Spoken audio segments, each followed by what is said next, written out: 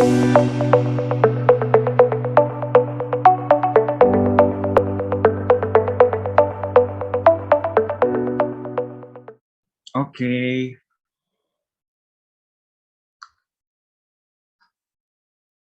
oke, suara saya sudah masuk ya. Mohon maaf tadi ada sedikit kesalahan teknis sedikit dengan sound, jadi saya eh, nggak pakai headset aja sepertinya lebih jelas ya. Oke, perkenalkan saya Aditya sebagai moderator dan kita akan menyapa pembicara kita yang luar biasa, yaitu Dr. Irwan, spesialis obstetri dan kandungan. Mungkin boleh menyapa bunda-bunda dulu, Dr. Irwan. Oke, terima kasih Mas Ditya. Oh iya, Mas. Selamat siang menjelang sore, Ibu Ya, Bunda dan Ayahanda. Pasti Ayahanda ada di samping. Senang sekali siang hari ini kita mungkin lebih tepatnya berdiskusi ya ya. tentang prenatal diagnosis ya. Topik ini saya nggak tahu ya panitia yang memilihkan ya. Mungkin Baik. banyak pertanyaan tentang apa itu prenatal diagnosis. Ya, oke dokter. Nah, sebelumnya nih dok, ini pasti banyak yang bertanya-tanya. Dokter Irwan sendiri ini merupakan spesialis uh, obstetrik kandungan feto maternal ya dok. Nah, ini mungkin bunda-bunda sebelumnya itu juga ada yang menanyakan feto maternal itu sebenarnya apa sih, apa bedanya dengan konsultan-konsultan lain atau dengan dokter SPOG yang lainnya itu. Mungkin bisa dijelaskan sedikit dokter Irwan. Oh ya, oke. Ya, mungkin saya perkenalkan diri sebentar ya. Jadi nama saya Irwan Taufikur Rahman ya. Saya seorang konsultan fitomaternal ya. Seperti tadi disampaikan oleh moderator bahwa eh, apa itu konsultan fitomaternal ya? Jenis makanan apa kira-kira ya? Jadi Iya dok. ilmu kebidanan dan kandungan ya kalau dalam bahasa Indonesia itu kita bagi menjadi 5 divisi ya. Pertama adalah divisi yang berkonsentrasi terhadap kanker organ kewanitaan. Itu konsultan ginekologi onkologi ya. Di Sarjito banyak ya. Kemudian yang kedua adalah dokter obskin yang berkonsentrasi pada pasangan yang sulit hamil ya. Oh oke dok. Nah, jadi kita kenal sebagai konsultan endokrinologi infertility ya. Oke. Kemudian yang ketiga adalah dokter obskin yang berkonsentrasi terhadap organ apa ya, organ kewanitaan bagian dasar ya. Jadi sebetulnya organ kewanitaan itu disangga oleh suatu pelvic floor namanya atau floor itu lantai ya kalau dalam Ya. bahasa Indonesianya pelvic itu adalah tulang panggul ya. Nah, itu konsultan uroginekologi ya. Kemudian yang keempat adalah obstetrik ginekologi sosial, itu lebih membicarakan mengenai masalah-masalah sosial yang berhubungan dengan kebidanan. Dan yang terakhir adalah kedokteran fitomaternal ya. Oh ya. Kedokteran fitomaternal itu berkonsentrasi terhadap kehamilan yang bermasalah, gampangnya begitu ya. Karena kehamilan itu kan sebetulnya fisiologis ya, normal ya. Ya. Orang bisa hamil, melahirkan, nifas, itu kan suatu peristiwa yang seperti kita makan ya, seperti kita Hmm. makan, seperti kita buang air besar ya. Nah, yang nggak normal adalah kalau ada pasangan yang tidak hamil-hamil ya, atau Hmm. pada saat hamil mengalami kondisi yang menyebabkan dia menjadi gawat ya, misalnya hamil dengan hipertensi, ya, hamil dengan penyakit darah dan sebagainya. Jadi itu mungkin yang dipelajari oleh fitomaternal. Termasuk fitomaternal juga membicarakan seperti yang kita bicarakan siang ini. Ya, jadi Ya.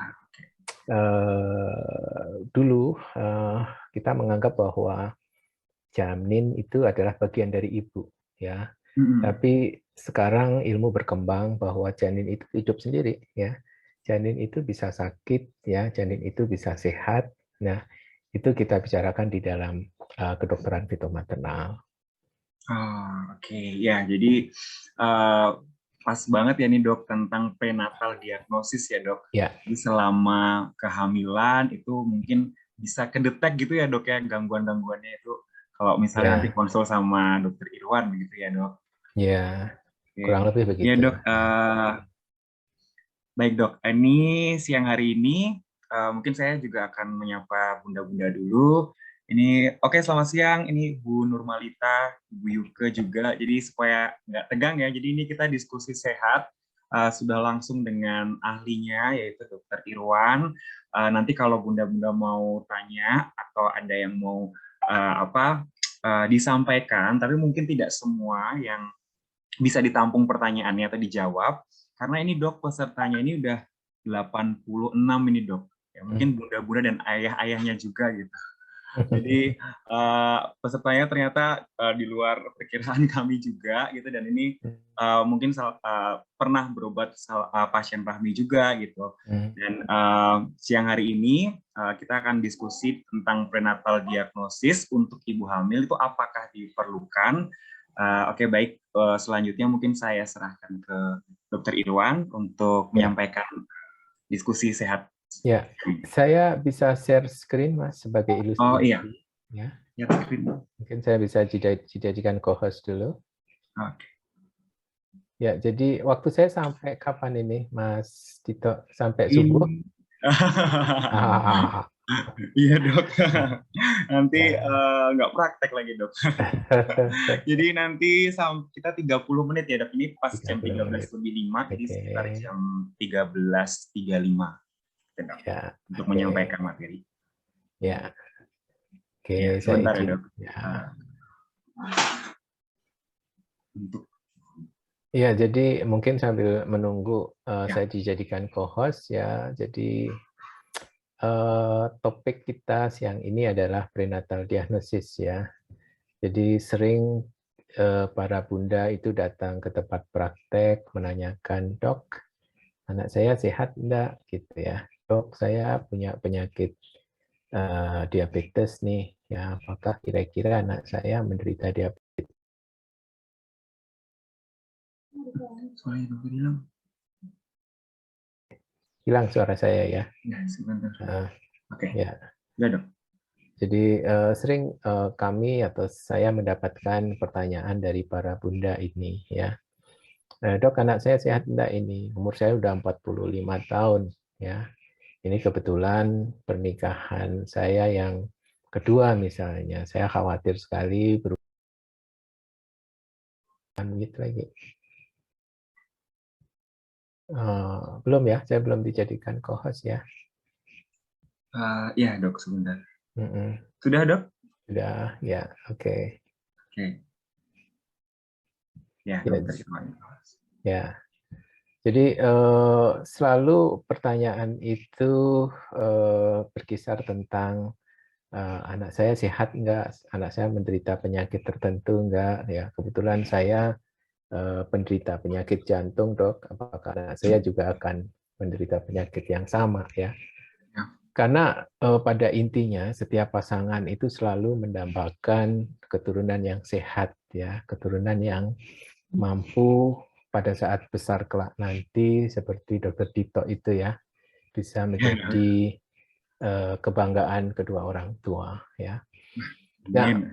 mungkin yang ingin saya sampaikan dulu sebagai ilustrasi, saya akan memberikan sedikit video tentang bagaimana keajaiban ya sebuah kehamilan ya. Kehamilan itu berawal dari dua sel ya.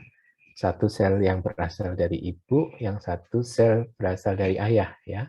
Kemudian dia akan tumbuh menjadi suatu fertilized egg ya atau telur yang sudah dibuahi dan akhirnya akan berkembang menjadi sebuah kehamilan. Mungkin video ini bisa memberikan ilustrasi bagaimana sebuah keajaiban itu terjadi dalam 9 bulan di dalam perut seorang ibunda ya.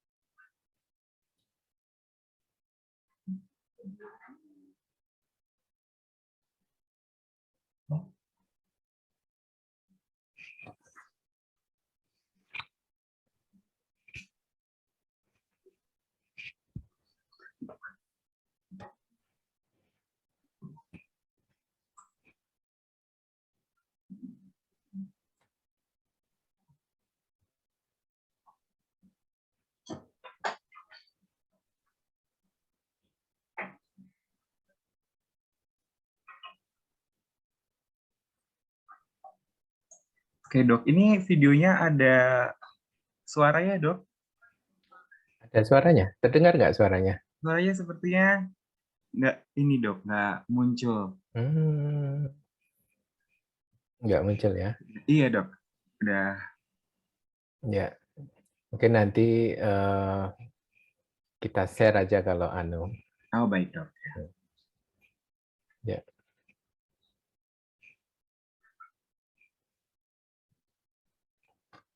Ya, nggak muncul ya tadi suaranya ya.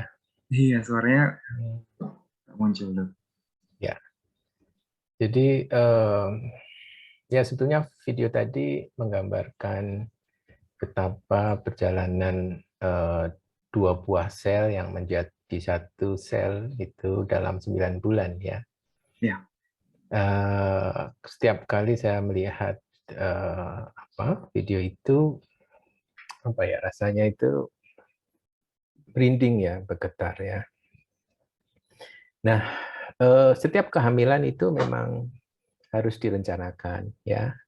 Makanya di organisasi profesi kita ya, atau POGI ya, Perkumpulan Obstetrik dan Ginekologi Indonesia, terutama yang cabang Jogja, itu membuat suatu tagline ya. Mungkin Bunda yang orang Jawa tahu artinya.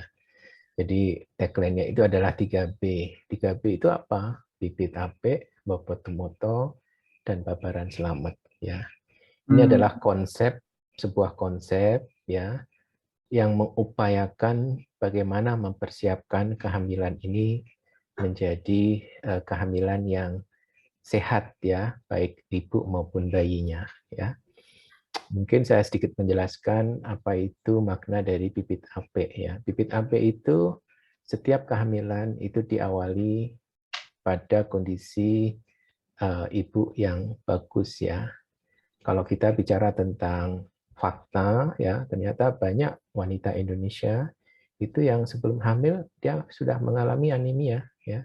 Banyak ibu hamil yang sebelum hamil itu sudah menderita suatu penyakit kronik kekurangan energi ya. Banyak juga ibu hamil itu yang kalau kita periksa ternyata dia sudah menderita hipertensi yang ringan. Nah, pada saat awal atau sebelum kehamilan, sebaiknya para bunda memeriksakan diri apakah saya dalam kondisi optimal untuk hamil ya. Dok, saya sudah punya penyakit diabetes, apakah saya boleh hamil? Boleh, nggak masalah. Asal diabetesnya terkontrol ya. Dok, saya punya penyakit epilepsi. Saya rutin mengkonsumsi obat epilepsi. Apakah boleh hamil? Boleh ya. Asal sebelum hamil obat epilepsi itu diganti dulu dengan obat-obatan yang aman untuk kehamilan trimester pertama ya. Dan selanjutnya. Kemudian B yang kedua yaitu Mbopotumoto. Ya, Mbopotumoto itu setiap ibu hamil itu mempunyai jadwal periksa yang berbeda-beda ya. Misalnya ibu yang punya penyakit jantung akan berbeda waktu periksanya dengan ibu yang menderita hipertensi ya. Begitu juga dengan ibu dengan diabetes mellitus ya. Itu arti Mbopotumoto. Dan di akhir kehamilan itu sebaiknya dikonsultasikan kapan dan di mana seorang ibu itu bersalin. Nah, ini yang kita kenal sebagai babaran selamat. Supaya apa? Supaya pada saat persalinan ibu dan bayinya dalam kondisi sehat ya. Tidak semua ibu hamil itu harus babaran di rumah sakit yang besar ya, hanya kasus-kasus tertentu. Pada ibu hamil yang mempunyai faktor risiko yang rendah ya, itu bahkan bisa lahir di fasilitas kesehatan primer ya. Tetapi pada ibu hamil yang sudah mempunyai komorbid sebelumnya, maka sebaiknya dia harus dalam pengawasan dokter dan bersalin di sebuah rumah sakit. Nah, ini sebetulnya 3B ini merupakan kami ambil dari 3 pilar dari 5 pilar Safe Motherhood yang digaungkan oleh Organisasi Kesehatan Dunia. Nah, ini tadi sudah saya jelaskan ya. Nah, sekarang kita memasuki topik utama ya. Sering para bunda dibingungkan dengan istilah screening prenatal ya, diagnosis pranatal ya, kemudian diagnosis postnatal. Ada juga yang datang ke tempat kami, "Dok, kami ingin USG feto-maternal ya." Apa bedanya dari ketiga atau dari berbagai macam istilah tersebut ya? Kita mulai dari apa itu screening prenatal ya. Namanya juga screening prenatal, pre itu sebelum persalinan, yaitu suatu pemeriksaan yang kita lakukan untuk menentukan apakah seorang ibunda ya, seorang wanita hamil itu mempunyai kemungkinan untuk menderita si janinnya menderita kondisi tertentu ya. Biasanya yang kita sasar, yang kita targetkan adalah kelainan yang sifatnya kromosomal ya. Yang sering kita jumpai adalah trisomi 21 atau yang kita kenal sebagai Down syndrome atau trisomi 18. Nah, karena ini sifatnya screening ya, karena ini sifatnya untuk memeriksa kemungkinan dari ibu hamil yang dari luar kelihatannya sehat, maka metode ini atau pemeriksaan ini pemeriksaan yang tidak berisiko ya. Karena hanya menggunakan pemeriksaan dengan menggunakan USG dan pemeriksaan menggunakan darah ibu ya. Sehingga sifatnya tidak melukai atau tidak mencederai janin. Nah, dari screening prenatal ini nanti akan ketahuan ya apakah seorang ibu itu memiliki peluang atau memiliki kecurigaan untuk janinnya menderita cacat bawaan. Nah, kalau kita menjumpai hal tersebut pada screening prenatal, biasanya kita akan melanjutkan yang tahap berikutnya yaitu diagnosis prenatal. Diagnosis prenatal ini lebih ke arah memastikan ya apakah janin yang diderita oleh seorang ibu itu menderita kelainan atau cacat bawaan. Nah, karena diagnosis prenatal ini sifatnya invasif ya, artinya sifatnya itu mencederai janin ya, karena kita harus mengambil sampel darah atau mengambil sampel jaringan dari janin yang masih di dalam rahim, maka diagnosis prenatal ini terus terang mempunyai risiko lebih besar daripada screening prenatal ya. Risikonya apa saja yang biasa terjadi? Biasanya terjadi perdarahan, bisa terjadi persalinan prematur, bisa terjadi keguguran ya karena sifatnya invasif ya. Kemudian yang ketiga adalah diagnosis postnatal. Apa itu diagnosis postnatal? Postnatal itu artinya setelah lahir ya. Jadi setelah bayi dilahirkan, kemudian janin atau bayi itu kita lakukan serangkaian pemeriksaan, baik dengan menggunakan pemeriksaan darah, pemeriksaan USG, pemeriksaan MRI atau magnetic resonance image ya atau CT scan dan sebagainya. Dan ini dilakukan setelah bayi itu dilahirkan ya. Nah, kalau kita bicara tentang prenatal testing ya banyak sekali ya. Mulai dari yang sifatnya invasif ya. Artinya kita menggunakan jarum yang panjang, kemudian kita tusukkan melalui perut ibu ya. Kemudian langsung mengambil sel yang ada di plasenta. Ini yang kita kenal sebagai pemeriksaan chorionic villus sampling ya. Ini biasa kita lakukan pada umur 10 sampai 12 minggu. Kemudian yang kedua adalah mengambil sampel darah di tali pusat janin ya dengan menggunakan jarum yang panjang begitu, biasanya panjangnya sekitar 12 cm begitu. Ini untuk mengambil darah pada janin, ya. Ini yang kita kenal sebagai pemeriksaan chordosentesis, ya. Kemudian ada juga yang pemeriksaannya kita ambil dari air ketuban, ya, karena di dalam air ketuban seorang ibu yang hamil itu banyak sekali informasi yang bisa kita peroleh. Nah, tindakan ini kita kenal sebagai amniosentesis.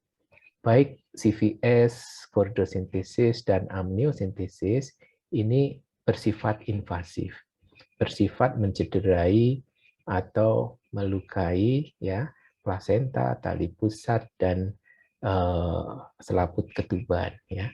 Nah, sekarang ada metode yang less invasif, ya, dan cukup sensitif, yaitu yang kita kenal sebagai NIPT, ya.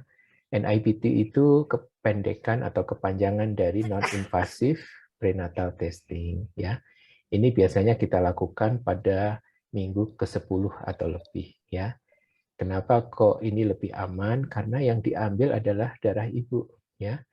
Di dalam jutaan sel-sel darah ibu ada 1 atau 2 atau 3 sel yang berasal dari sel anak, ya. Nah, sel itu yang dicari, ya. Kemudian dilakukan pemeriksaan kromosom, ya. Kemudian pemeriksaan prenatal testing yang non invasif lainnya adalah dengan USG, ya. Jadi USG ini mempunyai peran besar dalam screening kelainan atau cacat bawaan, ya. Mungkin saya mundur ke belakang lagi, ya. Jadi untuk USG ini supaya Bunda tidak salah paham, ya, mengenai peran USG, ya. Jadi USG ini mempunyai kemampuan untuk melakukan deteksi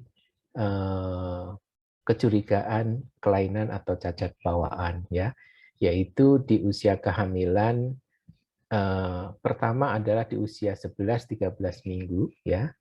Jadi di 11-13 minggu ini adalah USG untuk mendeteksi kecurigaan kelainan yang sifatnya kromosomal.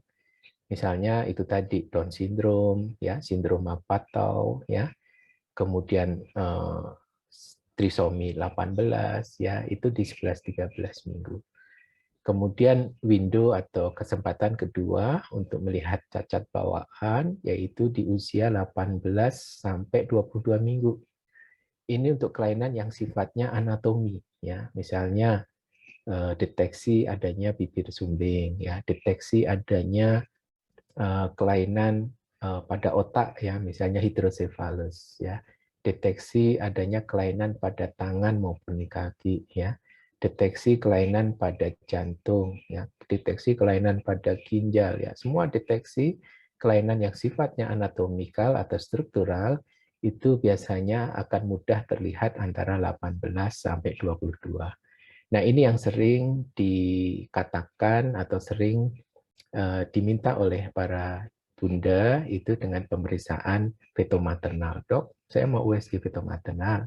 Sehingga kalau ibu ingin melakukan USG feto maternal, saran saya adalah di usia 18 sampai 22 minggu, ya.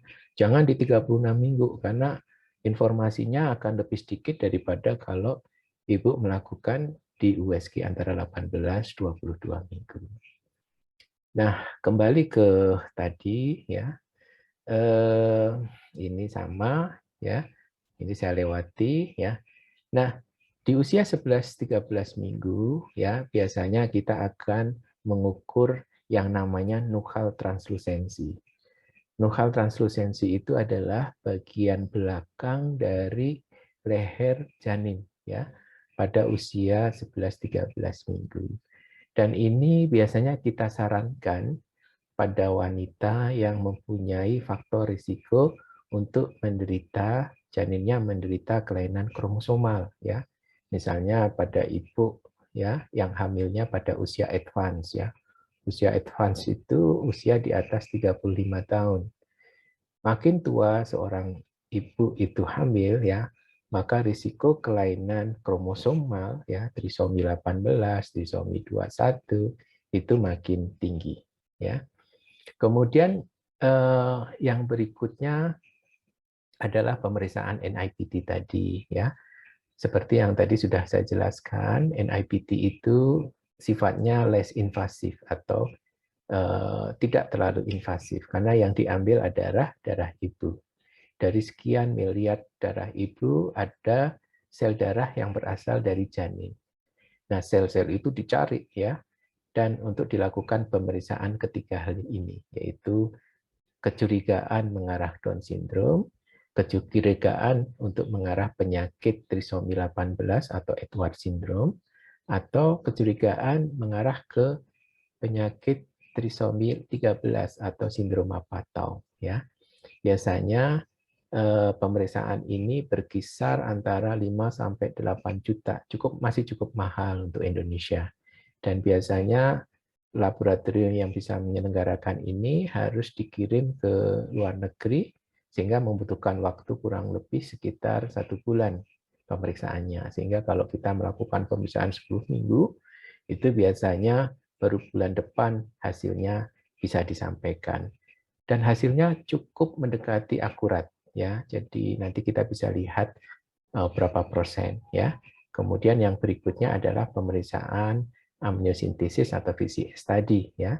Kalau VCS berarti kita mengambil sel yang berasal dari plasenta, tapi kalau amniosintesis kita mengambil sel yang berasal dari air ketuban.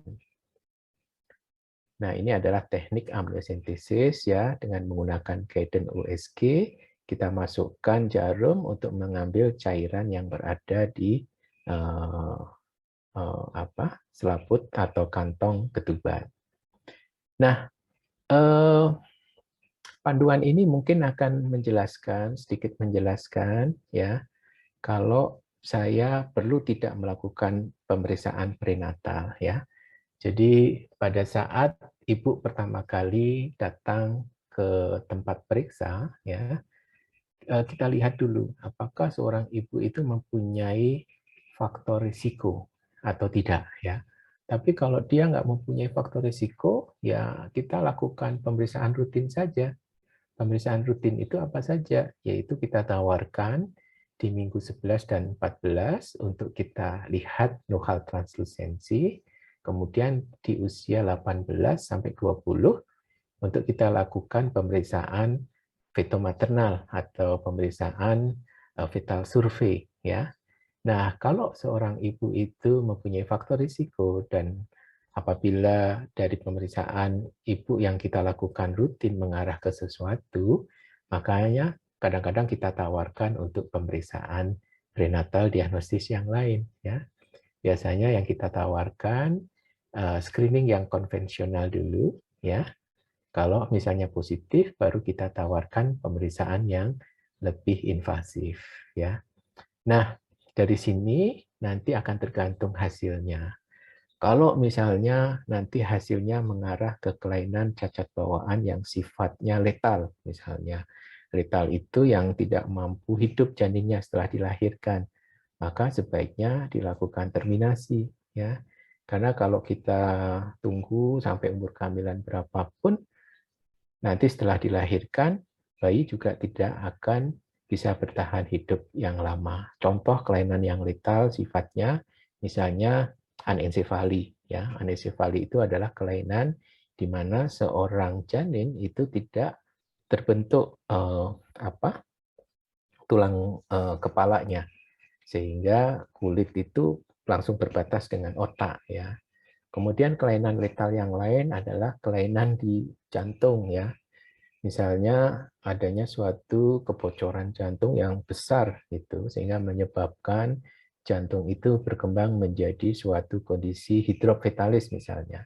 Ini juga kelainan yang sifatnya letal, ya. Banyak kelainan letal itu yang bisa kita ketahui sebelum berusia 20 minggu. Nah, kalau memang itu kita jumpai, maka sebaiknya kita lakukan terminasi. Tapi kalau tidak kita jumpai, maka kehamilan tetap boleh dilaksanakan atau tetap boleh dilanjutkan. Nah, mungkin itu Dr. Dito yang bisa saya sampaikan. Mungkin nanti untuk selanjutnya kita bisa diskusi untuk kalau ada pertanyaan yang ingin disampaikan. Mungkin Ya, itu. Terima kasih, Dokter. iya. Baik, Dokter Irwan, terima kasih banyak buat yang disampaikan sangat jelas dan mungkin banyak ini ibu-ibu juga yang masih punya pertanyaan. Ini bisa nanti dituliskan di chat, di kolom chat. Nanti 3 penanya terbaik akan kami bacakan dulu dan 3 penanya terbaik juga akan dapat door prize dari Rumah Sakit Ibu dan Anak Rahmi. Jadi kita lihat dulu. Oke.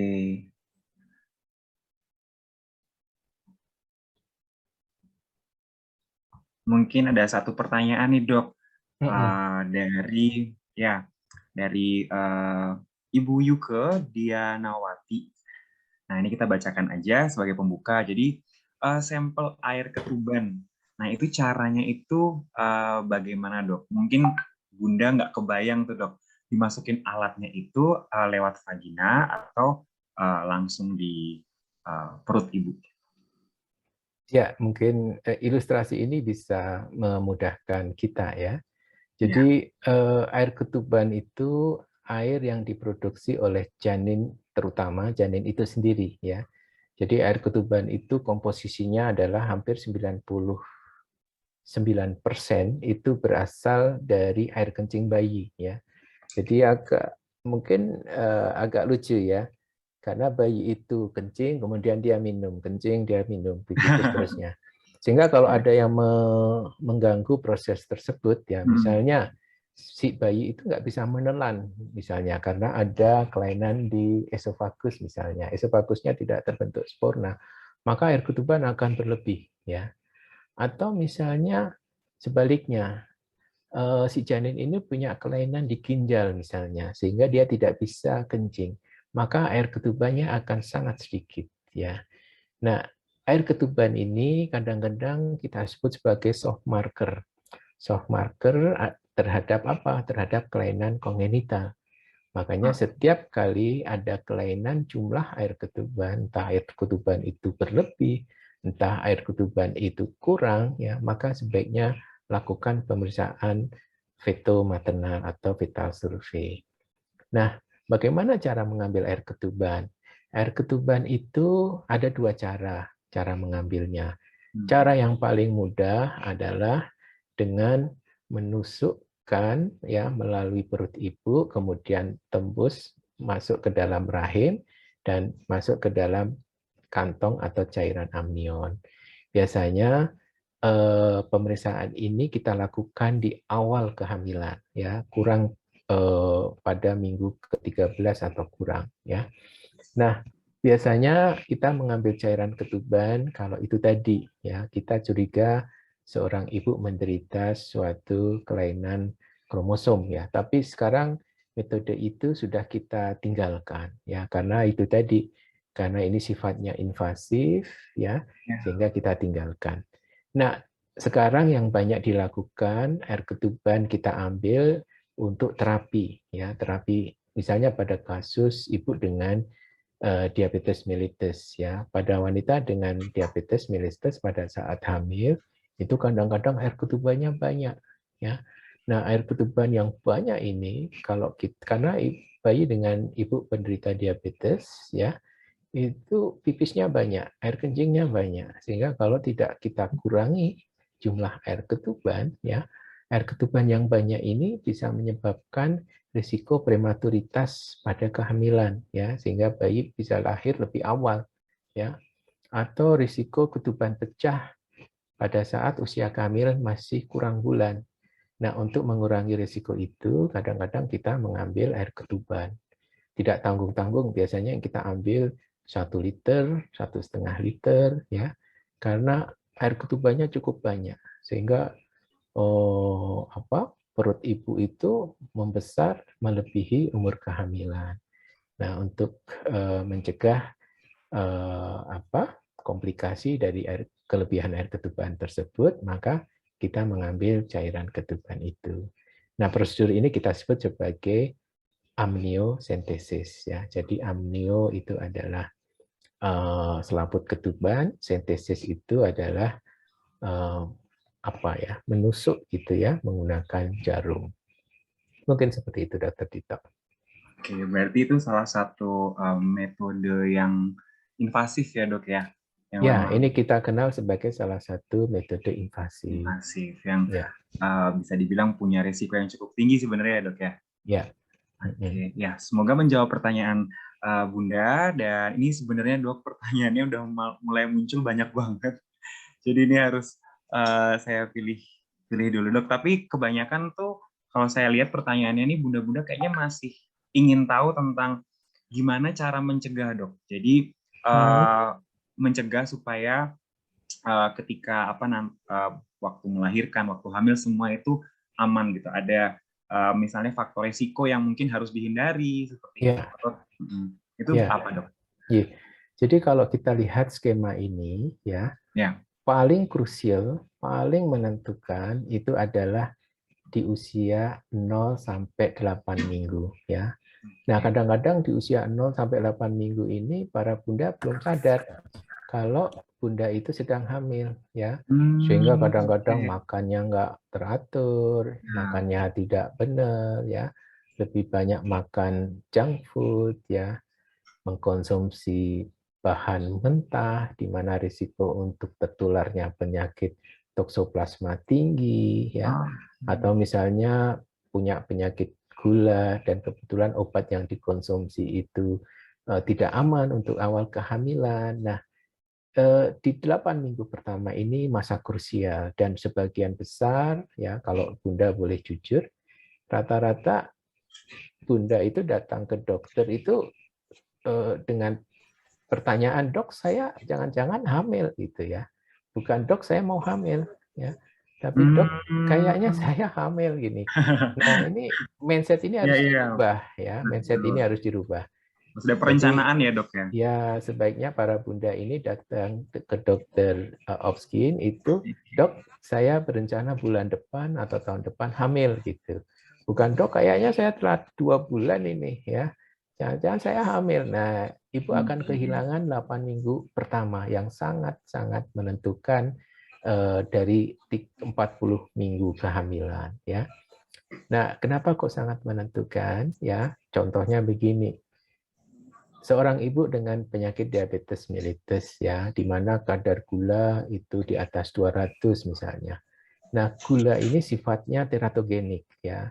Dia bisa menyebabkan cacat bawaan ya. Kalau pada saat awal kehamilan seorang ibu itu mengandung dalam kondisi gula darah yang tinggi. Biasanya kita menggunakan cut point HbA1c lebih dari 7,5. Lebih dari 7,5 risiko kelainan pada bayi yang bisa dilihat antara 18 sampai 22 minggu itu menjadi tinggi. Makanya saran saya, kalau dok saya sudah terlanjur hamil nih, ya paling tidak kita atur dulu gulanya dan tolong di 18 sampai 22 minggu kita lakukan fetal survey ya. Jadi penting kiranya kalau kita menyiapkan bahkan sebelum kehamilan ya. Kalau saya boleh menyarankan 2 bulan ya. Jadi 2 bulan sebelum kehamilan yang direncanakan, ibu sudah berkonsultasi dengan dokter. Dok, saya rencana mau hamil ya, sehingga ibu harus ada obat yang harus dikonsumsi dalam 2 bulan sebelum kehamilan yang akan datang. Mungkin seperti itu, Mas Dito. Oke, ya. Wow, sangat jelas ya dok. Jadi penting memang untuk 0 sampai 8 minggu ya dok. Ya. Itu masa-masa penting dan harus ada perencanaan. Oke dok, ini ada pertanyaan menarik juga yang saya pilih dari Bunda Prita. Itu izin bertanya Dokter Irwan, saat ini usia kehamilannya 15 minggu, 3 hari. Kemarin dengan proses IVF dan sempat OHSS, sempat injeksi antikoagulan juga sampai usia kehamilan 13 minggu. Nah, kira-kira pemeriksaan prenatal apa saja dok yang diperlukan? Ya, ini mungkin para bunda masih tidak familiar dengan istilah-istilah yang tadi disampaikan. Iya ya. dok. IVF itu apa namanya? Kalau bahasa orang awam itu adalah bayi tabung, ya. OHSS itu adalah suatu kondisi yang sebetulnya life threatening ya, karena biasanya disebabkan oleh obat-obat untuk memacu sel telur itu matang ya. Hmm. Sehingga pada wanita yang Oke. mengalami OHSS itu biasanya muncul cairan yang berlebihan ya atau asites ya. Dan ini biasanya muncul akibat karena adanya induksi ovulasi. Nah, pada ibu yang dilakukan IVF ya, sebetulnya tergantung ya, tergantung penyebabnya kenapa ibu sulit hamil. Kalau Hmm. penyebab sulit hamilnya ini oleh karena faktor usia, maka saran saya usia ibu misalnya usia yang sudah advance ya, maka saran saya di 11-13 minggu lakukan pemeriksaan untuk mengukur nuchal translusensi ya. Tapi kalau misalnya dok underlying-nya atau kenapa saya sulit hamil oleh karena gula saya yang tinggi ya. Saran saya maka pemeriksaan di usia 18 sampai 22 minggu untuk mendeteksi ada tidak kelainan atau cacat bawaan. Tapi pada umumnya seperti yang tadi saya sampaikan tadi, mungkin Bunda bisa memilih program atau layanan routine care ya. Routine care itu terdiri dari pemeriksaan di 11-13 minggu Ya. untuk memeriksa nuchal translusensi ya. Nuchal translusensi ini pemeriksaannya transvaginal Bunda. Jadi harus lewat jalan lahir. Kemudian Hmm. nanti datang pada usia 18 sampai 20 minggu ini untuk melihat atau melakukan pemeriksaan fetal survey atau pemeriksaan fetomaternal kalau para bunda itu sering mengistilahkan ya. Jadi saran saya itu. Nah, nanti tergantung dari rutin care ini apa yang dijumpai. Kalau nggak dijumpai apa-apa, kalau tidak dijumpai kecurigaan tertentu, ya nanti kontrol sesuai jadwal. Ya, mungkin per bulan sampai usia 7 bulan, ya, kemudian 2 minggu sekali sampai usia 8 bulan lebih, ya, kemudian seminggu sekali sampai melahirkan. Mungkin seperti itu. Oh, baik dok. Ya, semoga menjawab pertanyaan dari Bunda Prita.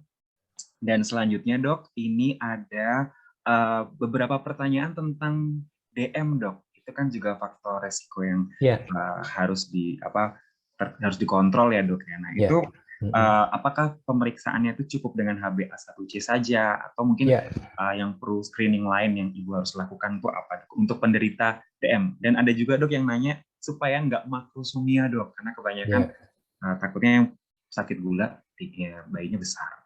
ya, oke. Jadi tentang diabetes mellitus ya, diabetes mellitus itu kalau kita bicara tentang epidemiologi ya, ras Asia termasuk kita itu termasuk ras Asia itu mempunyai risiko untuk menderita diabetes mellitus ya. Oke. Dan seorang ibu itu secara normal pada saat hamil itu Tuhan membuat seorang ibu itu seperti orang menderita diabetes. Ya, makanya kalau ibu perhatikan, dok, kalau saya hamil, kenapa kok rasanya ingin makan terus ya? Dok, kalau saya hamil, kenapa air kencing saya banyak ya? Makan banyak, kencing banyak itu sebetulnya merupakan gejala diabetes ya. Tetapi diabetes yang masih normal pada ibu hamil. Nah, diabetes sendiri pada kehamilan itu ada dua macam.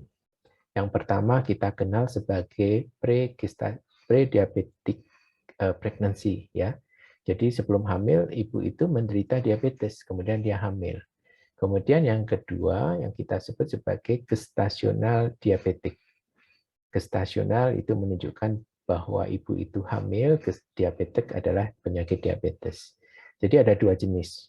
Apakah seorang bunda itu pre-gestasional diabetik atau bunda itu termasuk yang gestasional diabetik? Yang gestasional diabetik itu sebelum hamil saya nggak menderita diabetes dok, tapi begitu hamil saya kok tinggi gulanya. Nah, kedua kelompok ini berbeda ya outcome-nya.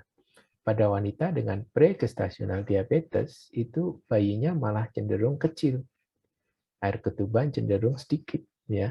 Risiko pada bayi menderita cacat bawaan lebih tinggi daripada wanita yang gestasional diabetes. Nah, sedangkan pada wanita yang gestasional diabetes, yang diabetesnya hanya muncul pada saat hamil, ini bayinya malah sebaliknya, cenderung bayinya besar, ya. Kemudian air ketuban cenderung berlebih, ya. Nah, peranginya berbeda, ya, sehingga mungkin pada bunda yang sudah punya penyakit diabetes, maka pemeriksaan yang dianjurkan adalah pemeriksaan HbA1c sebelum hamil. Ya. Jadi kapan saya boleh hamil? Saran saya kalau bisa di bawah 6,5. Paling tinggi di atas 7,5, ya. Jangan sampai lebih dari 7,5. Sedangkan pada wanita yang gestasional diabetes, ini biasanya ada faktor risiko di keluarga, ya. Misalnya seorang ibunya penderita diabetes. Atau misalnya ada riwayat lahir anak sebelumnya, bayinya besar. Dok, anak saya yang pertama 4,5 kilo, dok. Itu aja di usia 8 bulan, ya. Kemudian ini anak kedua, ya. Ibu jangan-jangan menderita gestasional diabetes. Sehingga saran saya pada wanita yang dicurigai menderita gestasional diabetes, ini melakukan pemeriksaan gula darah. Kapan waktunya? Yaitu biasanya kita anjurkan pada bulan kelima atau sekitar 20 minggu. Nah, pemeriksaannya namanya tes toleransi terhadap glukosa. Nah, tes toleransi terhadap glukosa itu, kalau hasilnya normal, risiko bayi besar kecil. Tapi kalau tes toleransi glukosa itu tidak normal, maka risiko bayinya besar, itu besar. Dok, bayi besar kan lebih bagus gitu. Ini pendapat yang salah, ya. Karena normalnya bayi itu antara 2,5 sampai 4 kilo. Lebih dari itu juga nggak normal, kurang dari 2,5 kilo juga tidak normal, ya. Mungkin seperti itu. Oke, ya. Terima kasih Dokter Irwan. Baik dok, ini pertanyaannya semakin ramai dok. Jadi mohon maaf bunda-bunda kalau mungkin tidak semua bisa terjawab, tapi ini mungkin saya coba rangkum dari beberapa tadi udah ada yang tanya tentang DM. Ini selanjutnya dok, ada yang mau tanya tentang TORCH dok. Itu gimana pencegahannya dan apakah pasti akan janinnya itu mungkin melayani kelainan atau bagaimana untuk mencegah bagaimana? Ya, jadi TORCH ya, ini juga sering banyak bunda itu misinterpretasi ya. Bunda mungkin lebih banyak percaya terhadap mitos ya. Mitosnya begini yang berhubungan dengan TORCH. Dok, saya keguguran berulang ya. Kemungkinan saya menderita TORCH ya. Jadi TORCH itu atau kita kenal sebagai Toxoplasma, Rubella, Cytomegalovirus, herpes, CMV ya. Itu adalah sekumpulan penyakit atau sekumpulan infeksi yang disebabkan oleh virus maupun parasit yang menyebabkan cacat bawaan. Jadi TORCH itu jarang sekali menyebabkan keguguran berulang ya. Jadi sering saya mendapatkan pasien sudah membawa hasil pemeriksaan TORCH ya. Dan pemeriksaan TORCH itu bukan hal yang murah ya. Jadi kalau kita periksa seluruh komponen itu mungkin uang yang harus dikeluarkan oleh para bunda itu hampir 3 juta dan itu tidak ada manfaatnya kalau ternyata problem bunda itu adalah keguguran berulang ya. Keguguran berulang jarang berhubungan dengan penyakit TORCH ya. Atau sering mitos yang salah seperti ini, dok saya pelihara kucing ini, saya dok, itu sering dok. Kena TORCH ya. Ya sehingga memang kucing itu berhubungan dengan TORCH ya, kotorannya itu. Tapi bisa juga wanita yang tidak mempunyai kucing ya itu juga bisa kena TORCH ya. Kok bisa dok? Ya karena misalnya begini ya.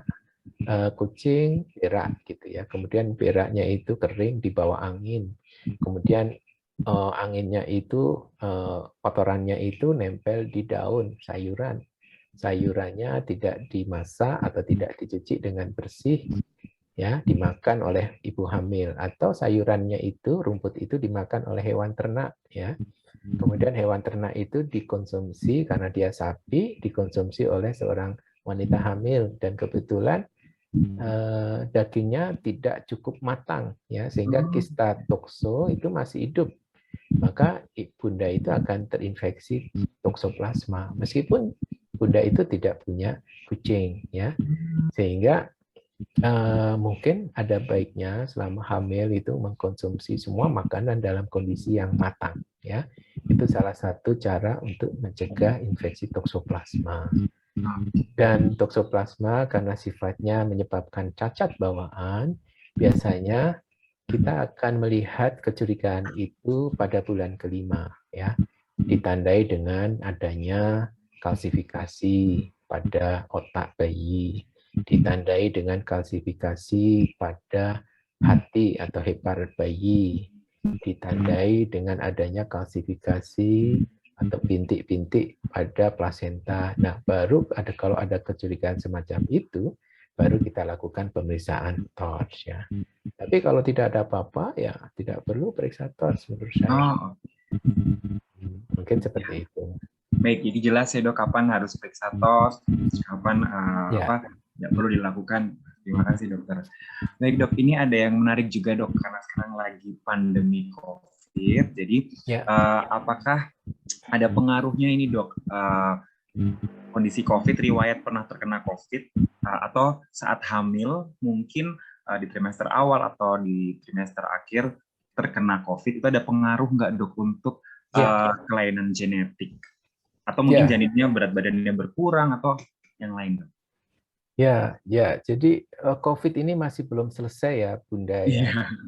Jadi kita nggak tahu COVID ini kapan selesainya. Bahkan informasi terakhir itu ada varian baru di Afrika sana katanya. Sehingga menyebabkan para pejabat WHO ini mengadakan rapat begitu ya. Mungkin rapatnya seperti kita ini, Zoom meeting ini ya. Mungkin seperti itu. Nah, COVID sendiri bukan penyakit yang menyebabkan cacat bawaan. Karena sampai detik ini saya belum pernah mendapatkan laporan mengenai adanya virus yang mampu menembus plasenta. Sehingga Bunda nggak usah khawatir ya. Kalau terinfeksi COVID ya atau SARS-CoV-2 nama virusnya itu tidak akan sampai masuk ke janinnya. Cuma COVID ini akan menyebabkan ya organ damage, ya, akan menyebabkan kerusakan sel, akan menyebabkan kerusakan yang sifatnya permanen, ya. Karena COVID ini bisa menyerang ke berbagai macam organ, ya. Bisa terkena paru-paru, ya, sehingga terjadi hipoksia pada ibu yang hamil, ya. Bisa mengenai usus sehingga menyebabkan diare misalnya, ya. Bisa menyebabkan bisa menyerang lien, ya, sehingga menyebabkan penyakit diabetes setelahnya, ya. Jadi tergantung, ya. Kalau yang paling sering adalah yang menginfeksi paru yang menyebabkan Bunda menjadi sesak nafas atau kekurangan oksigen. Nah, kekurangan oksigen inilah yang membahayakan janin. Karena janin itu tidak boleh saturasi ibu itu kurang dari 95%, ya. Makanya kalau ibu kena COVID ini misalnya pas hamil, tolong dijaga ya, saturasi itu tidak boleh kurang dari 95%. Begitu kurang dari 95%, bayi ini sangat sensitif terhadap kekurangan oksigen. Sehingga risiko terjadi kematian janin intrauterin, risiko kematian di dalam kandungan ini menjadi meningkat pada saat saturasinya ibu itu turun kurang dari 95%. Oke. Baik. Ya, jadi tidak perlu khawatir bunda-bunda. Mungkin nanti akan ada seminar webinar lagi ya dok. Mungkin tentang COVID dan kaitannya dengan kehamilan gitu. Nanti mungkin akan diagendakan lagi. Oke dok, ini mungkin masih ada pertanyaan yang menarik lagi. Eh, sebentar ya dok. Ini seperti ujian saya nih. Itu ya dok. Iya dok, ini diuji oleh bunda-bunda ya dok. Iya dok. Ini memang jujur dok banyak banget pertanyaannya, tapi sekali lagi nanti akan dirangkum aja. Tadi udah bahas juga tentang torch, tentang DM yang paling banyak juga tentang itu. Jadi kekhawatiran, semoga mengurangi kekhawatiran bunda-bunda di rumah ya. Yang penting rutin kontrol ya dok ya. Itu penting ya dok. Oh iya ya.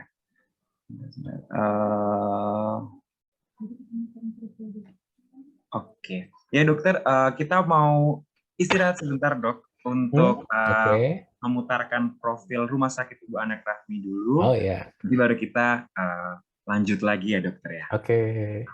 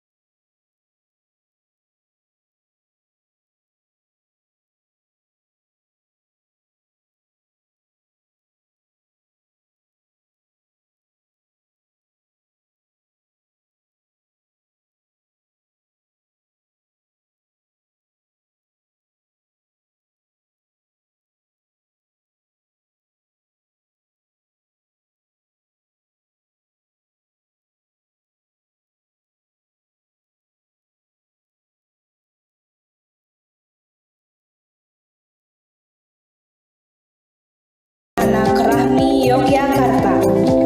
Rumah Sakit Khusus Ibu dan Anak Rahmi merupakan rumah sakit khusus anak tipe C.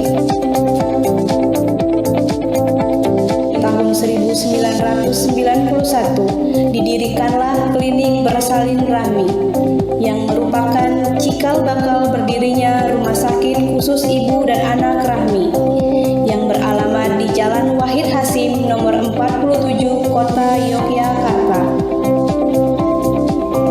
Klinik bersalin Rahmi mengembangkan sayapnya menjadi rumah sakit bersalin. Dengan pelayanan yang diberikan adalah pelayanan dasar umum, pelayanan gigi, dan persalinan normal. Selanjutnya, Rumah Sakit Bersalin Rahmi berkembang menjadi Rumah Sakit Khusus Ibu dan Anak Rahmi yang klasifikasinya sesuai dengan Peraturan Menteri Kesehatan Nomor 30 Tahun 2019. Assalamualaikum warahmatullahi wabarakatuh. Saya Profesor Dr. A.M. Surhan Sofwan, PhD, selaku pendiri Rumah Sakit Khusus Ibu dan Anak Rahmi, mengucapkan terima kasih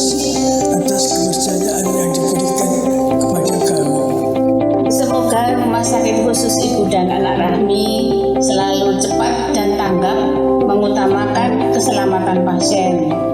Rumah Sakit Khusus Ibu dan Anak Rahmi istimewa pelayanannya serta profesional SDM-nya. Wassalamualaikum warahmatullahi wabarakatuh.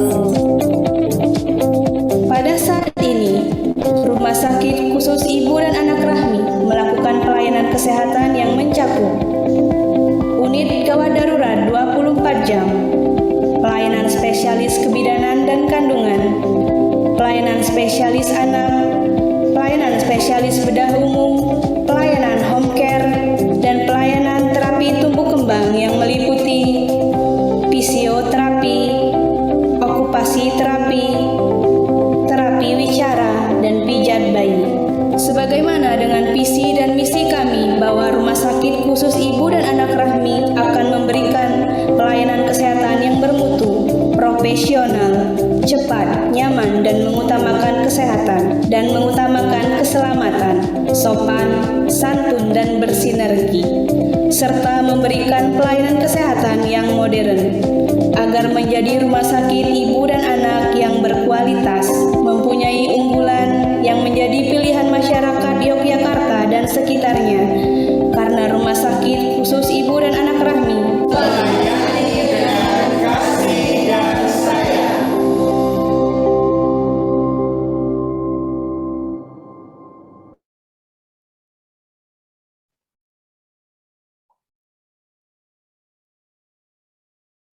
Ya, baik, itu tadi sekilas tentang profil Rumah Sakit Ibu dan Anak Rahmi. Ya mungkin Dokter Irwan kita boleh lanjut karena ini ternyata ada pesertanya nambah dan ada yang terlambat, Dok. Jadi mungkin ada pertanyaan-pertanyaan yang dijawab singkat mungkin ya, Dokter ya. Ya. Boleh Oke. dijawab singkat. Oke, kita mulai dari ini tentang ini, Dok. Dari Bunda Sugik. Kehamilan dengan mioma, Dok, itu apakah dapat mempengaruhi perkembangan janin? Ya, jadi miom itu apa? Miom itu sebetulnya tumor Cina yang merupakan bagian dari rahim. Ya, tumor itu terus terang dipengaruhi oleh hormon dan hormon itu meningkat dikala hamil. Sehingga konsekuensinya apa? Kalau ibunda hamil dengan miomnya tambah besar. Nah, begitu miom itu tambah besar seiring dengan besarnya umur kehamilan, maka ukuran rahim bunda juga bertambah besar. Nah, risikonya apa? Pertama, risikonya akan menyebabkan kelainan letak bayi. Ya, awalnya harusnya kepala bayi itu ada di bawah, tapi karena ada miom, bayi bisa melintang, ya. Sehingga perlu tindakan seksio pada saat persalinan. Kemudian apalagi selain itu, risiko persalinan prematur, ya. Kemudian yang ketiga adalah risiko perdarahan. Makanya Bunda kalau punya miom, apalagi miomnya itu sebesar tinju orang dewasa, ya. Kalau tinju orang dewasa itu mungkin ya sekitar 8 cm, ya. Itu sebaiknya bersalinnya di rumah sakit. Oke. Ya, Dokter. Terima kasih, Dok. Ini selanjutnya itu dari Bunda Wahyu tentang sindrom Patau bisa dideteksi di USG. Itu tadi udah dijelaskan sebenarnya, Dok, ya, di usia 11 sampai 13 minggu bisa terdeteksi ya, yang kelainan-kelainan kromosom ya, Dok. Dan juga ini tentang preeklamsi juga banyak yang nanya, Dok. Apa faktor-faktor yang bisa menurunkan risiko preeklamsi gitu? Iya, jadi preeklamsi itu apa? Preeklamsi itu adalah penyakit hipertensi yang muncul dikala atau pada saat hamil. Biasanya mulai muncul preeklamsi itu di minggu ke-20. Sehingga kalau Bunda punya faktor risikonya apa nih? Misalnya dulu Bunda dilahirkan kecil, ya, sehingga para Bunda ini tolong tanya sama bundanya Bunda gitu. Bunda, dulu saya dilahirkan berapa kilo? Oh nak, kowe dulu tak lahir ke kecil gitu. Waktu itu Bunda bobot kowe tekanan darahnya tinggi, ya itu hati-hati karena kemungkinan si anak itu atau Bunda yang sekarang itu menderita preeklamsi besar, ya. Sehingga kenali diri sendiri. Saya punya potensi enggak, ya? Atau misalnya Bunda punya penyakit kronis, ya. Misalnya, Dok, saya ada diabetes nih sudah lama. Nah, risiko untuk terjadi preeklamsi juga besar, ya. Atau misalnya Bunda dulu melahirkan anak pertama, dok, dulu anak saya waktu saya lahir, saya menderita preeklamsi dan munculnya itu di minggu kurang dari 34 minggu. Kehamilan kedua tetap mempunyai risiko untuk preeklamsi. Nah, kalau Bunda punya faktor risiko, apa yang bisa dilakukan? Di 12 minggu, preeklamsi itu penyakit yang sebetulnya bisa dipreventif, bisa dicegah, ya. Sehingga kalau bisa Bunda periksa ke SPOG sebelum minggu ke-16, ya. Karena ada obat yang harus Bunda minum kurang dari 3 bulan, ya. Dengan mengkonsumsi obat, ya, low dose aspirin, high dose kalsium, itu bisa mencegah Bunda dari preeklamsi. Ya, seperti itu Mas Dito. Iya. Baik dok, kemudian ini sebentar ya dok, ada lagi pertanyaan dari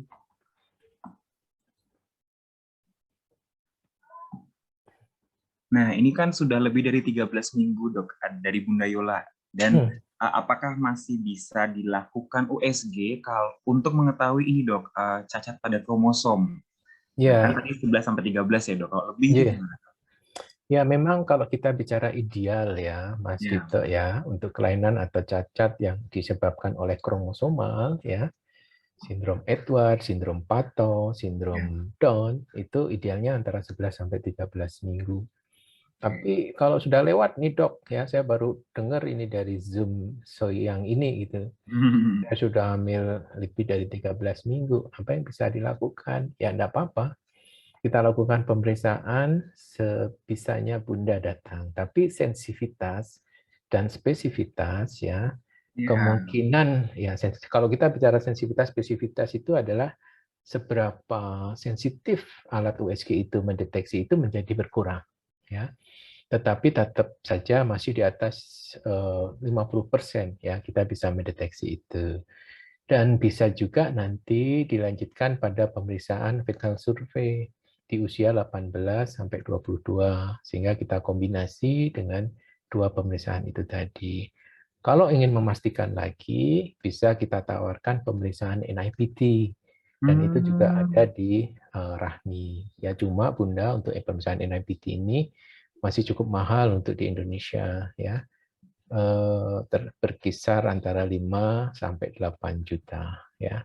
Dan itu pun hasilnya baru 1 bulan, bisa kita informasikan ke Bunda semua. Oke. Baik dokter. Terus tadi ini mencegah preeklamsi tadi sudah dijelaskan dokter Irwan, kemudian tadi sudah untuk mendeteksi ini dok, ada yang menanyakan cerebral palsy. Itu apakah CP itu bisa terdeteksi nggak tuh dok? Karena ada riwayat sebelumnya anak CP, apakah kehamilan selanjutnya itu bisa terdeteksi? Ya, cerebral palsy itu bukan kelainan cacat bawaan ya. Nggak masuk bawaan ya dok ya? Cerebral palsy itu adalah komplikasi yang didapatkan si bayi pada saat, biasanya yang paling sering adalah pada saat intrapartum, pada saat persalinan. Ya, karena pada saat persalinan bayi ini akan mengalami kondisi hipoksia ya. Kenapa kok bisa hipoksia? Hipoksia itu kekurangan oksigen ya, karena pada saat kontraksi rahim ini akan menjepit tali pusat ya, sehingga tali pusat ini darahnya untuk sementara waktu berhenti mengaliri otak bayi. Nah, kalau kondisi ini berlangsung lama dan jepitannya ini lama, ya harusnya jepitan itu nggak lebih dari 2 menit ya. Kondisi hipoksia ini yang aman untuk bayi itu tidak lebih dari 2 menit. Nah, kalau hipoksia ini dialami cukup lama oleh bayi, oleh janin, ya, maka risiko untuk kerusakan permanen pada otak itu meningkat. Nah, akibatnya apa pada janin? Salah satunya adalah cerebral palsy. Ya.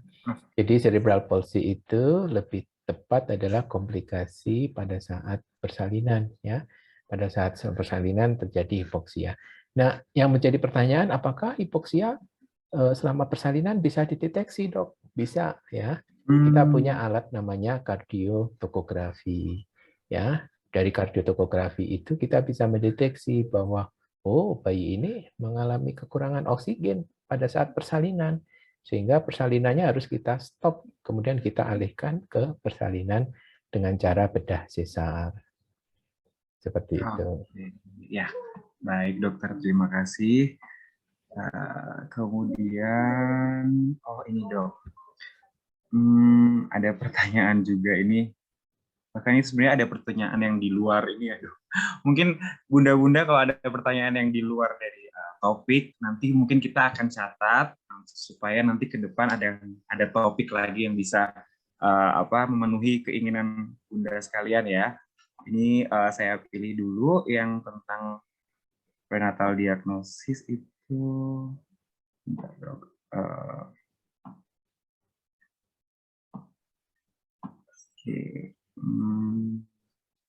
Tentang HEG dokter. Jadi muntah sering di awal kehamilan, apakah itu berisiko untuk nanti terjadi kelainan pada bayi? Ya. Jadi bunda mungkin perlu membedakan antara emesis dengan hiperemesis ya. Emesis itu mual muntah pada ibu hamil. Itu sering kita jumpai ya.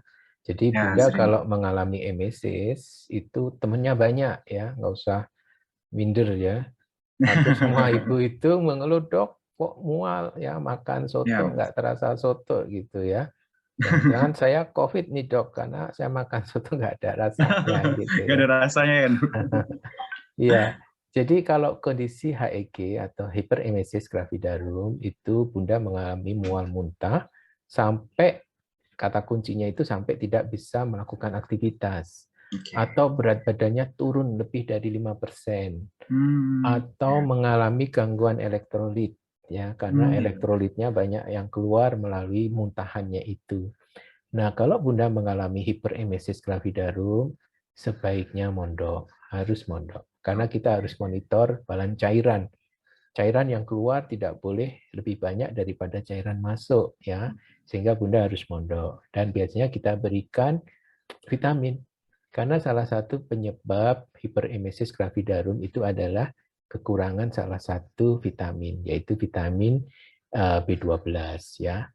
Dan penyebab hiperemesis yang lain bisa juga diakibatkan oleh karena faktor janin ya. Janin seperti apa yang menyebabkan hiperemesis?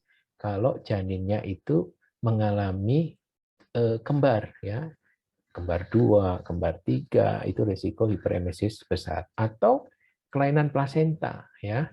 Plasenta menjadi mola misalnya, sehingga berkembang menjadi mola hidatidosa ya, atau orang mengenal sebagai hamil anggur, itu juga risiko hiperemesis gravidarum juga meningkat ya. Sehingga kalau bunda mengalami HEG, maka wajib dilakukan USG untuk menentukan tadi apakah ke arah gemeli atau kehamilan kembar atau ke arah mola ya.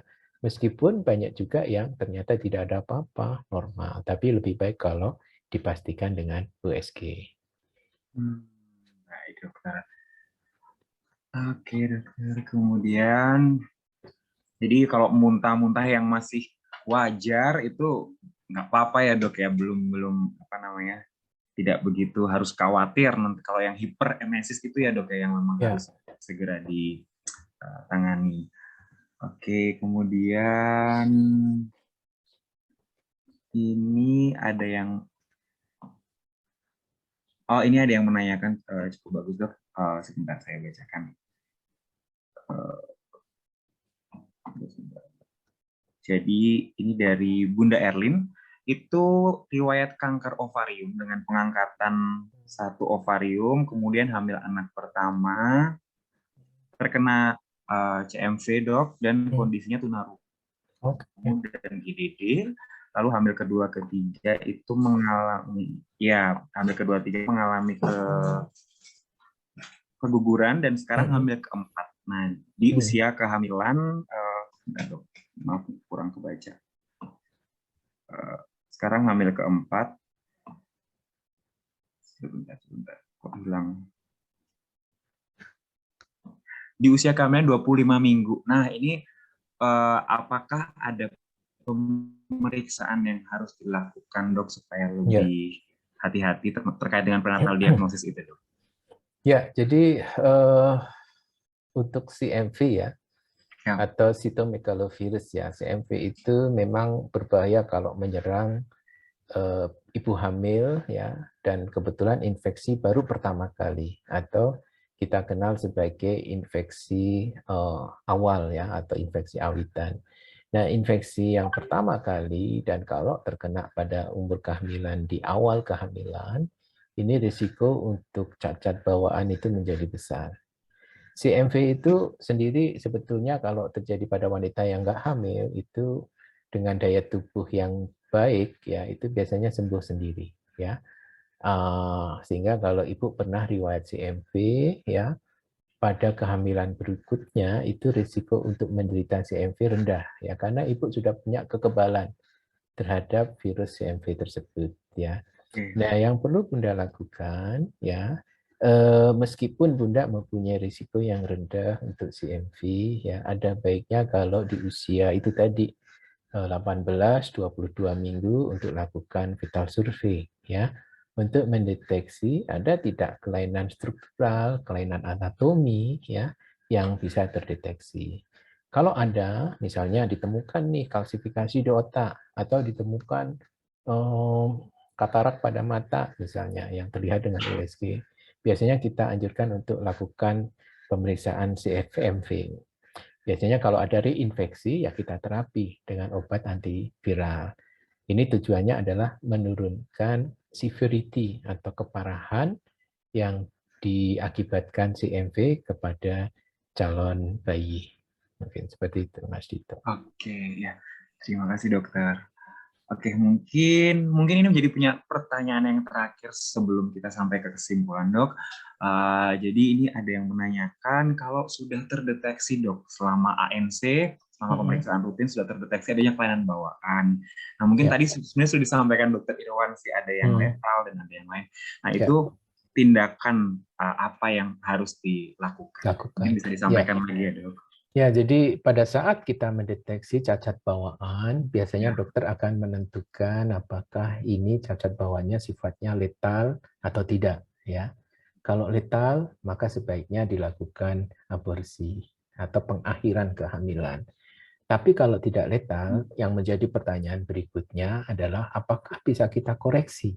Ya, misalnya cacat bawaan yang diakibatkan oleh karena anemia pada janin ya. Janin selama di kandungan bisa mengalami anemia sehingga menyebabkan kelainan pada jantung. Maka kita bisa lakukan fetal transfusi ya. Kita berikan transfusi pada saat janin itu masih di dalam kandungan ya. Atau misalnya bisa dikoreksi misalnya kelainan yang bisa dikoreksi yang lain misalnya adanya suatu kelainan pada pembuluh darah plasenta bayi sehingga bayi mengalami pertumbuhan yang besar, yang satu pertumbuhannya kecil. Ini biasanya pada kehamilan gemeli. Ini yang kita kenal sebagai twin to twin transfusion syndrome ya atau TTTS ya. Oh ya. Nah, TTTS ini juga bisa dikoreksi ya. Biasanya kita lakukan laser fitoskopi ya. Nah, kalau kelainannya ini bisa kita koreksi ya kita lakukan koreksi. Nah, ada sebagian kelainan yang memang tidak bisa kita koreksi dan tidak bisa kita apa-apakan. Contohnya sindroma Down ya. Down syndrome nggak bisa kita koreksi dan tidak boleh secara hukum di Indonesia ibu hamil dengan Down syndrome ini kita aborsi ya. Nah, yang bisa dilakukan adalah persiapan para bunda karena Down syndrome itu sebetulnya anak itu mampu dididik ya, cuma dia terlambat ya, cuma dia catch up-nya itu telat. Dia butuh pendidikan khusus ya. Banyak anak-anak Down syndrome itu yang bisa menulis novel ya. Jadi asal kita menyiapkan pendidikannya secara baik ya, anak-anak dengan Down syndrome itu mempunyai potensi. Makanya anak dengan Down syndrome kalau sudah diketahui ibunda menderita anak misalnya dengan Down syndrome, kita hanya bisa lakukan konseling ya. Kita lakukan konseling supaya para bunda ini bisa menyiapkan pendidikan anak yang terbaik pada saat dia dilahirkan nanti. Mungkin seperti itu. Iya. Baik, Dokter Irwan, terima kasih banyak. Sebetulnya masih ada beberapa pertanyaan lagi, tapi ini mungkin Bunda kita akan bahas di pertemuan selanjutnya ya. Ada tentang mau tanya tentang KEP, kemudian tentang iya Dok tentang pemasangan kontrasepsi dan lain sebagainya. Ya. Tapi mungkin nanti next time ya Bunda-Bunda ya, mungkin akan dengan Dokter Irwan gitu kalau ada waktu nanti. Dan mungkin sekarang kita sampai di kesimpulan ya dokter. Jadi kesimpulannya adalah pentingnya perencanaan kehamilan gitu dok untuk bunda-bunda yang akan hamil. Itu penting sekali untuk melakukan perencanaan kehamilan. Kemudian prenatal testing ada 2 metode, yaitu ada invasif dan non invasif. Lalu untuk salah satu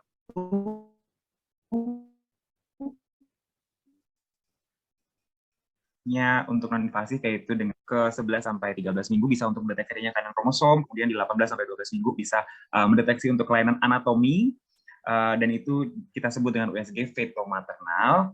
Lalu untuk prenatal screening juga ternyata ada tahap-tahapnya, sudah dijelaskan Dr. Irwan tadi. Dan itu juga ada yang berisiko dan ada yang tidak berisiko. Salah satunya yang tidak berisiko itu dengan ANC rutin, itu yang dilakukan oleh ibu pada umumnya ya di trimester kehamilan.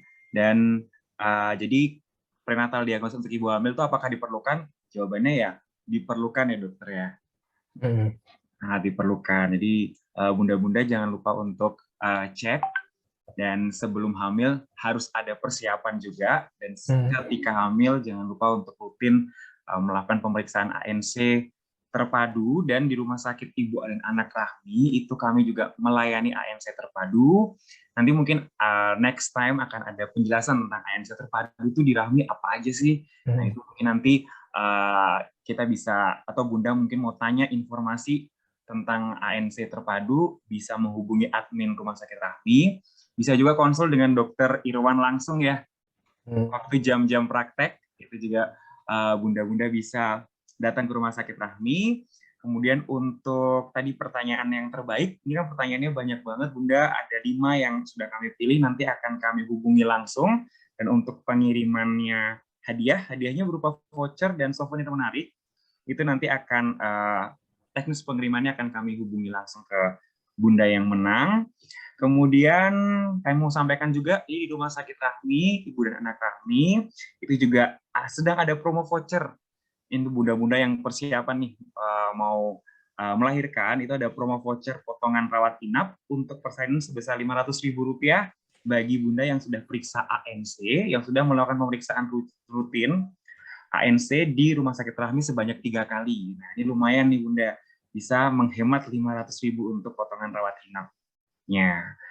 Oke, mungkin diskusi sehat siang hari ini segitu dulu. Semoga bisa menjawab kekhawatiran bunda-bunda sekalian, dan terima kasih untuk Dokter Irwan waktunya. Sama-sama. Dok, ini mungkin selanjutnya akan ada lagi, tapi nanti kita agendakan lagi gitu nggak Dok, Mas? Berkenan gitu Dok? Siap, insya Allah. Siap Dokter Irwan. Ya. Semoga sehat-sehat Dokter Irwan. Terima kasih. Terima kasih. Ya, buat penjelasannya. Dan sehat semua. Amin. Ya Dokter. Terima kasih juga buat bunda-bunda semua. Selamat siang. Semoga semuanya sehat. Salam untuk keluarga di rumah. Terima kasih. Ya, terima kasih. Saya izin live ya, Mas Ya. Dito. Terima kasih Dokter Irwan. Ya.